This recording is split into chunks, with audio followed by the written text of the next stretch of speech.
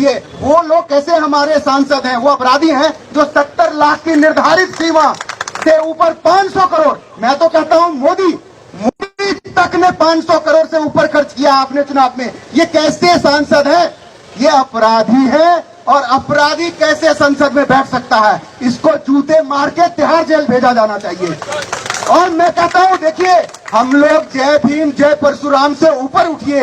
इंसानियत से बड़ा कोई धर्म नहीं है।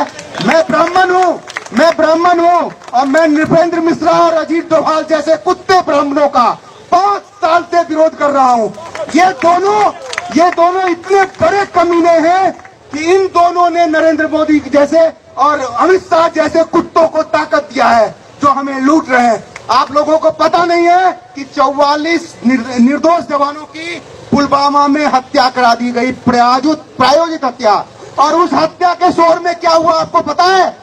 50 साल के लिए अडानी को 6 हमारे अंतर्राष्ट्रीय एयरपोर्ट ठेका दे दिया गया। ये कौन सा लोकतंत्र है कि आप 5 साल तक, मुझे नहीं मिल सकता, बैंक के पैसे से गारंटी दी जाती है, मुझे एक एयरपोर्ट क्यों नहीं?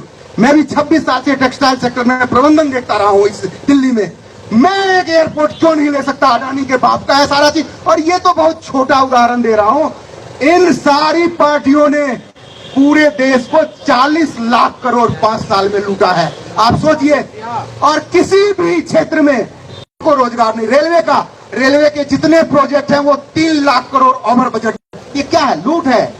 ये सिर्फ लूट है, और उसी लूट के धन से ये पूरा चुनाव प्रायोजित करते हैं। पैसे का पूरा मैकेनिज्म हो गया है। आपको इतना मजबूर किया जा रहा है कि आप इनके खिलाफ बोलने की शक्ति ना रखें। आंदोलन क्यों दम तोड़ रही है? लोगों के पास पैसा नहीं है। पहले मैं इंडिया अगेंस्ट करप्शन का फाउंडर मेंबर रहा हूं। मुझे लगता है कि सबसे बड़ा दोषी अरविंद केजरीवाल है। अरविंद केजरीवाल अगर हमारी तरह होता आज, तो ये सब गुंडे दोबारा चुनाव जीतना तो दूर, सब तिहाड़ जेल में होते। लेकिन इसने अपना सिर्फ पैसा बनाने, ये और मनीष सिसोदिया दोनों मिलके इतना पैसा बनाया, इनकी ब्रेन मैपिंग कराई है, लाई डिटेक्टर टेस्ट कराई है। ये लोग सबसे बड़े अपराधी हैं। मैं कहता हूं कि मैं एक सामान्य नागरिक हूं, क्या मैं जांच एजेंसी बन जाऊं? अरे मेरा आरोप है कि इन लोगों ने अवैध धन यहां से अमेरिका तक इनका नेक्सस है। ज्यादातर, अभी सुनील अरोड़ा रिटायर्ड IAS है, और मैं आपको बता दूं, चाणक्य टुडे का मालिक BK बजाज RNV रिसर्च का मालिक है।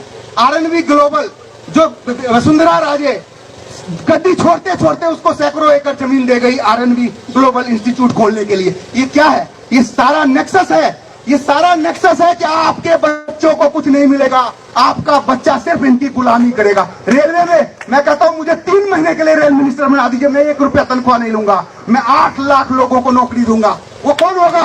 दलित होगा, वो हमारा गरीब हिंदू होगा, हमारा गरीब सवर्ण होगा। आज कोई दलित सवर्ण नहीं है। आज हर सच्चा नागरिक दलित है, और ये गद्दार लुटेरे सवर्ण है साले। मैं आपको बता दूं, मुझे इतना गुस्सा आ रहा है कि मैं क्या बताऊं आपको। श्रीमान जी, ठीक है, गुस्से में आदमी बहक जाता है, मैं मानता हूं, लेकिन ये लोग इससे भी ज्यादा के काबिल हैं। हम तो कहते हैं कि हम लोग इकट्ठा हों और संसद में घुसे, इन अपराधियों को जूते मारकर बाहर फेंके, इंग्लैंड की तरह। इंग्लैंड में ऐसे ही हुआ था, जब एक डिक्टेटर बोला था कि हम जो चाहेंगे वो करेंगे। नहीं, तुम कैसे करोगे यार? जनता जो चाहेगी वो करेगी। आपसे एक सांसद पूछने आता है, मुझे बताइए। मैंने इस चुनाव को इतनी नजदीक से देखा है। हमने एक बेहद ईमानदार व्यक्ति, डॉक्टर SN सिंह का नाम कोई सुने होंगे, 40 साल प्रोफेसर रहे वो दिल्ली यूनिवर्सिटी में, लॉ फैकल्टी के डीन रहे। नॉर्थ ईस्ट दिल्ली से हमने उनको लोकसभा उम्मीदवार बनाया। मैं खुद बांधा गया था, लेकिन इनकी चुनावी फर्जीवाड़ा को देख के मैं नहीं लड़ा, लेकिन उनको लड़ाया।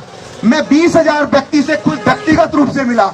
मनोज तिवारी को 1 से 2% लोग को छोड़ दें, बाकी सब गाली दे रहे थे कि यार सपना चौधरी को लेके ये घूम रहा है, इसको कौन वोट देगा?